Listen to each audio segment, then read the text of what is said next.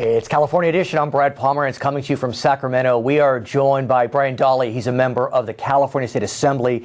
And sir, you represent some of the most beautiful areas of California, North Country. And so there's no doubt that you're sensitive to what's been happening in Central California with the rim fires in Yosemite. I flew up here from Los Angeles. You could see the fires off the plane. Well, as you know, yes, I do represent some of the most beautiful parts of the state, a big chunk of the Sierras, and you know, we've been constantly for years been monitoring what we do in the forest, basically, which you know, we've had Smokey the Bear campaign, which I remember when we were children. Yes, and it's stopped. We've stopped wildfires, and wildfires naturally in the past thin the forest, and by suppressing those fires, we've allowed a lot of fuel to grow, and so what happens is there's a lot of competition for the water.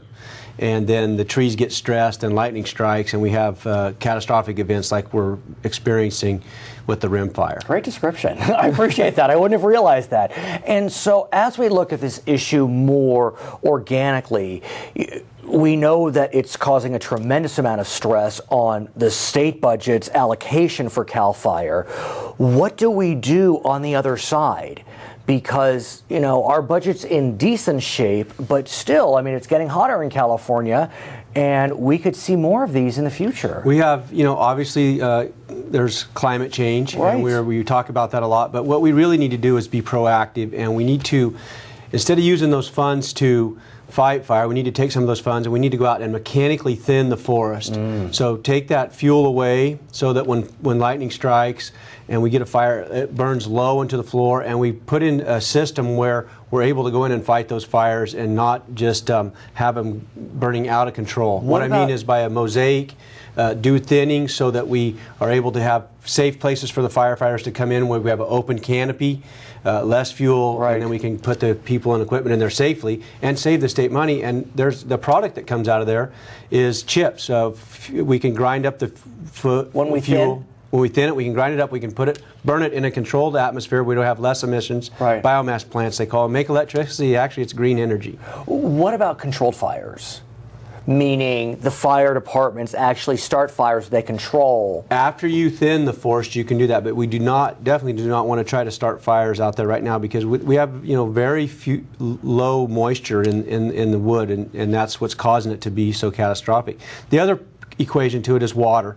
You know, when we have where we used to have 200 trees per acre pre-settlement time, we have 2,000 trees per acre. They're all consuming water, which causes less water. So that when the snow falls, it can't actually even get to the ground. The snow hangs up on the limbs of the trees and then evaporates. What we need to be able to do is open that canopy up, again with mechanical thinning, let the snow get to the ground, let it go into the aquifers, filter itself, the natural filter we have. Yes, and then it comes out in the springs and we have good water for the fish. Is thinning controversial?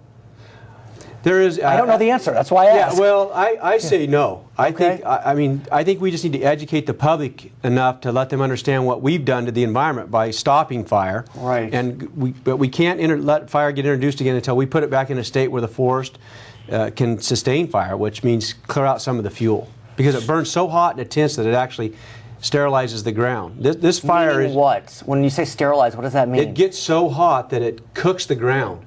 Can turn it almost to a glassy state and takes all the organic matter out of the ground. So then when we have rains, it washes into our water, it contaminates our water, we have pollution to our water. And that's where if we go in and mechanically thin it, it's the natural filter doing what it's supposed to do. Are we headed in that direction? If I have anything to do with it, we will be. When we come back, sir, I want to speak with you about water and the water bond that may or may not wind up on a ballot. Our guest is Brian Dahle. For our viewers on HLN, thanks for joining us. For our other viewers, we'll be right back.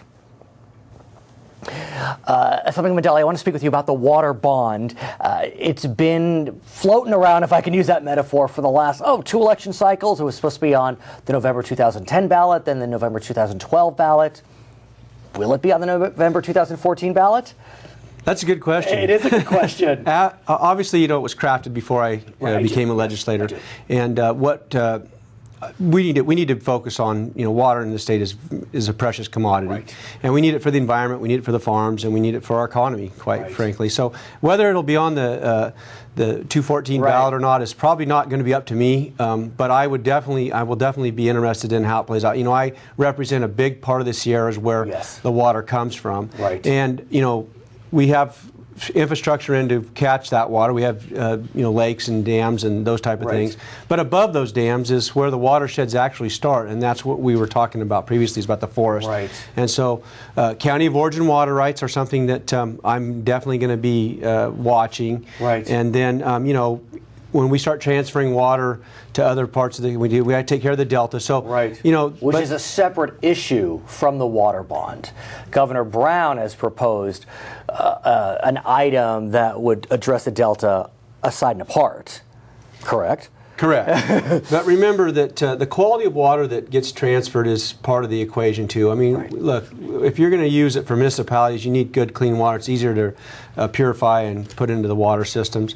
But we also need that same good, pure water for the environment, and that helps take care of the delta. I want to ask you about the bond, because as you said, you were not there when that initial bond was negotiated, $11.1 billion. And for better or for worse, it probably includes some pork. I mean, that's what water experts are saying. But that being said, it was a hard-fought negotiation. You had people on both sides of the political spectrum coming together to come to that compromise. Given that, should we really reopen the bond and try to piece it back together? The question really is will the voters pass that bond? It's a good question. And so, it's a good question. Obviously it was supposedly a bipartisan right.